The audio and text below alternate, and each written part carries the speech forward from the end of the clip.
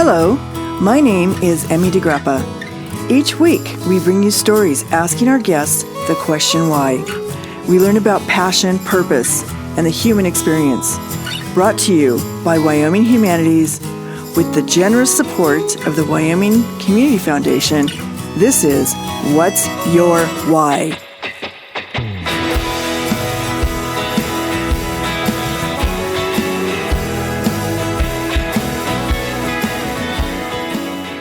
Today, we are talking to Hannah Habermann and Jesse Bryant. They are the podcast producers of Yonder Lies, Unpacking the Myths of Jackson Hole. Welcome, Hannah and Jesse. Thank you. Thanks for having us. Thanks, Emmy. Well, congratulations, first of all, for getting an expansion grant.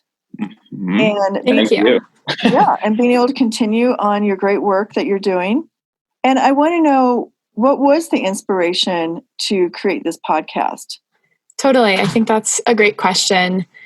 I think, and maybe I can only speak for myself here, but as someone who grew up in the West in Montana and then spent some time away, I just realized how often stories about this region, and particularly Jackson Hole, are really steeped in kind of these superficial myths or just like stories that only skim the surface. And Jackson is such a complicated and interesting place in terms of all these intersections of people and the environment and politics and different ideas about what it means to be part of this community. And yeah, at some point it just felt like exploring that deeper and trying to add more nuance was unavoidable and just felt really exciting, and has been both an awesome learning process for myself as well as I'm sure for Jesse, and has just been cool to start more conversations and just have more people be interested about what is underneath the surface here. When you look at what's underneath the surface, how did you start coming up with your podcast titles and subjects? What was the driving force behind what do you think people are interested in? Hannah, do you want to talk about the title of the podcast? Because there's like a very specific story about where the podcast name came from.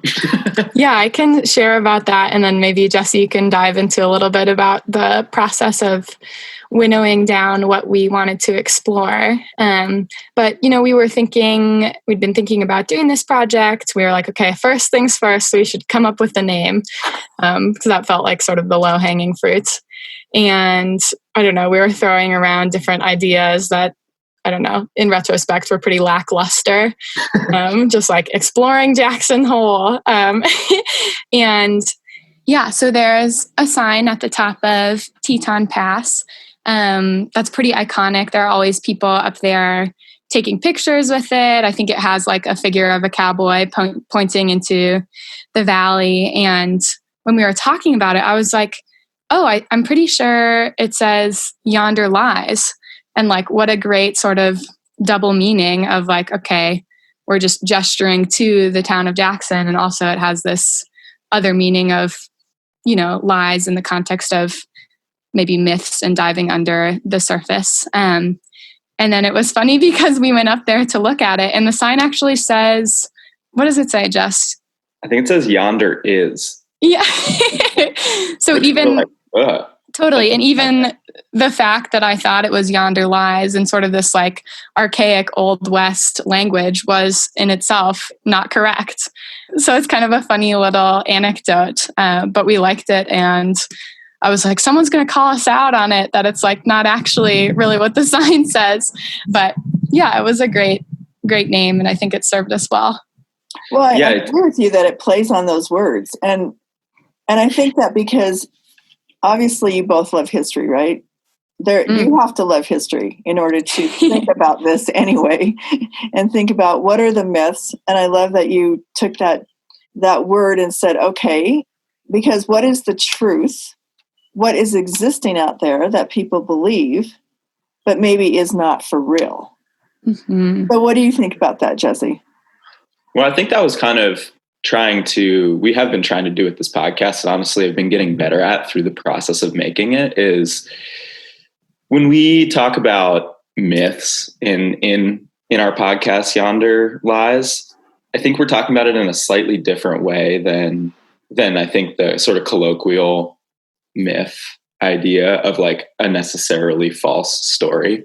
And when we're operating sort of in our podcast, we're taking these myths at face value and not being like, oh, that's a myth and that's not a myth, like to say, oh, that's true or this is false. But looking at them at face value and asking, you know, which stories about this place.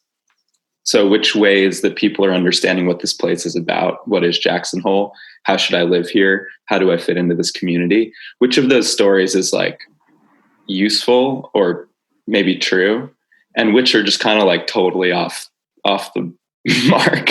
Because there's some stories and things, ways of understanding Jackson and Jackson Hole and the history that are like pretty true. Like there's a deep history of conservation here.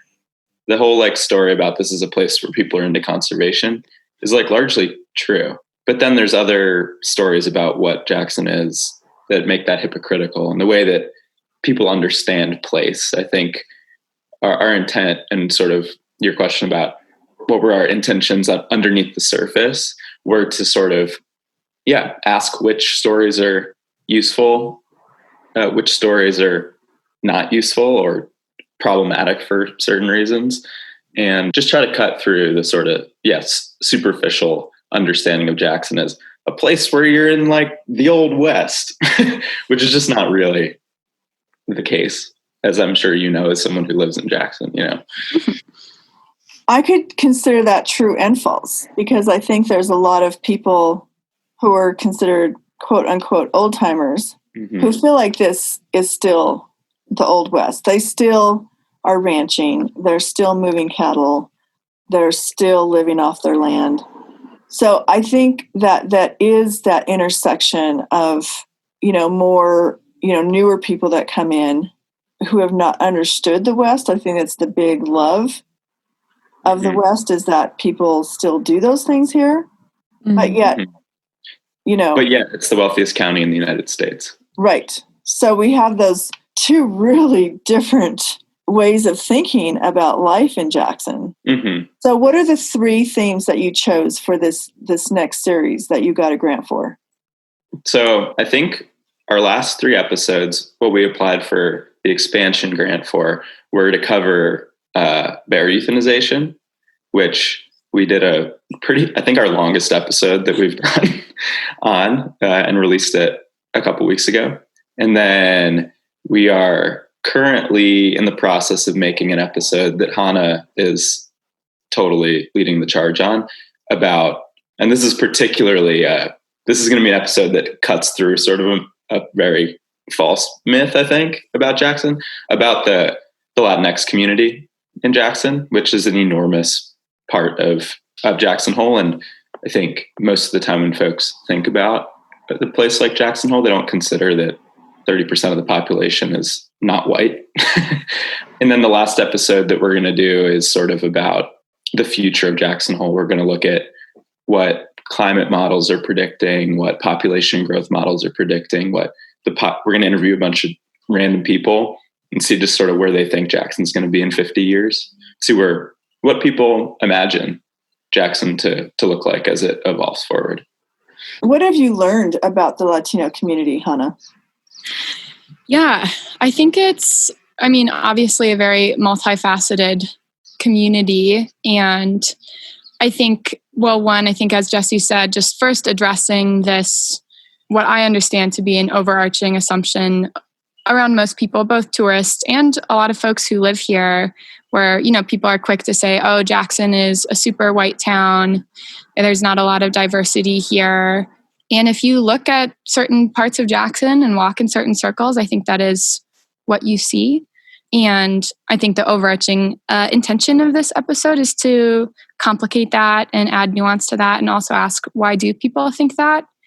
And the reality of the fact is that so much of Jackson's infrastructure is supported by this Latinx community, whether that is in construction, whether that's in landscaping, whether that is in hotels or the resorts. And often, people focus on the mountain or focus on the restaurants. And this is pervasive, everywhere in the US, but we don't look at those essential workers. And in a lot of ways, it's been interesting to just learn about how COVID in some ways has heightened people's awareness of the most vulnerable members of our community and helped people, I think, through the incredible amount of support that was given to 122 and continues to be given to 122 to redistribute to folks who maybe either didn't have access to federal stimulus checks or are just much more unstable in terms of economics. People are like, oh,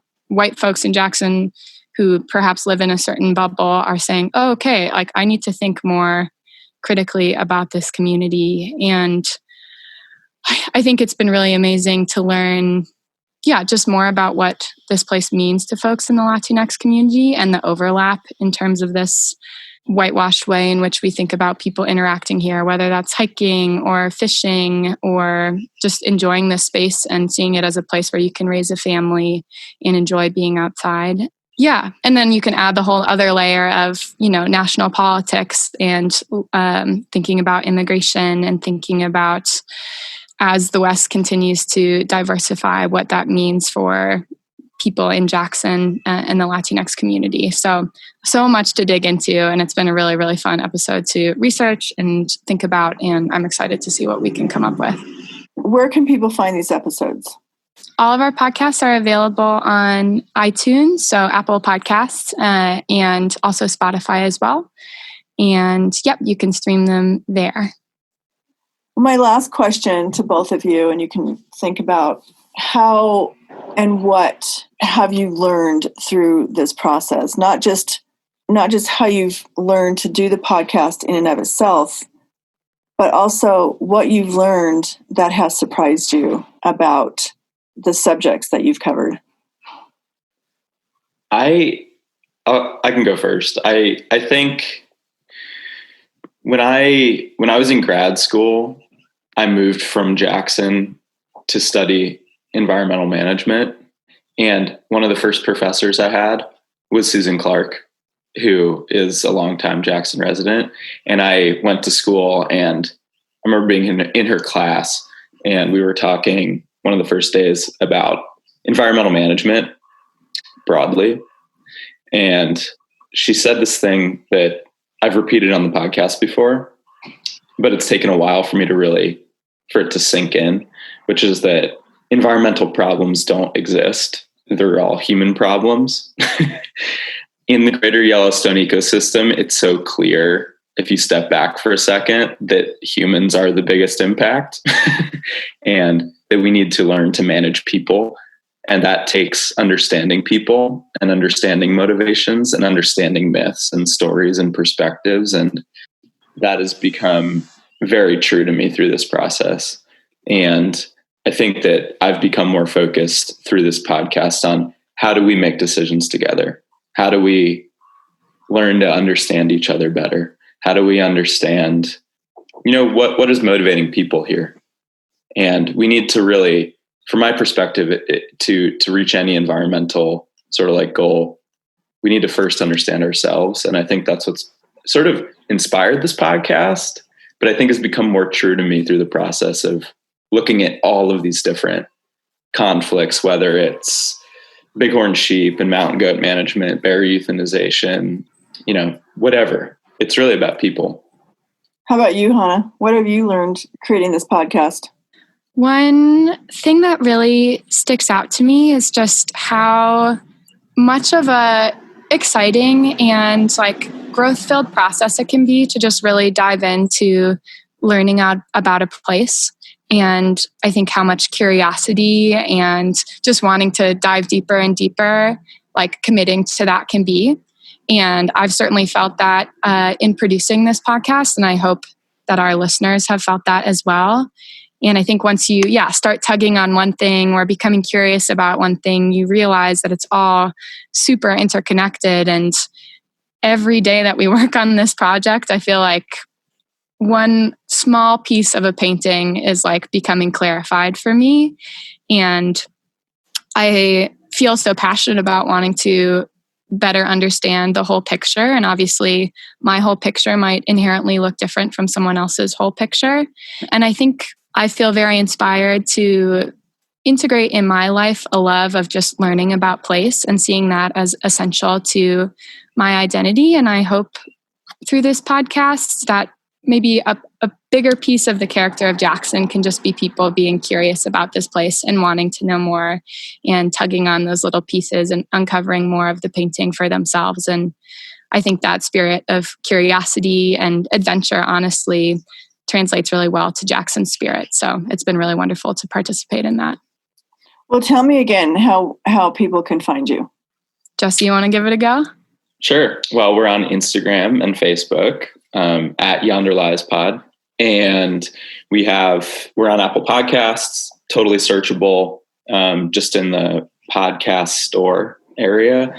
And we're on Spotify and any other streaming service that people use. We're on iHeartRadio. I don't know. We're on all the things. You're everywhere. You're everywhere. Okay. If you Google us, you'll find us for sure. So if you Google Yonder Lies, Unpacking the Myths of Jacksonville. If you Google Yonder Lies now, we're the first thing that comes up. So that's been an uphill battle that we've totally won. Yay. Well, it's been great talking to you. You too, Emmy. Thank you so much for having us, Emmy.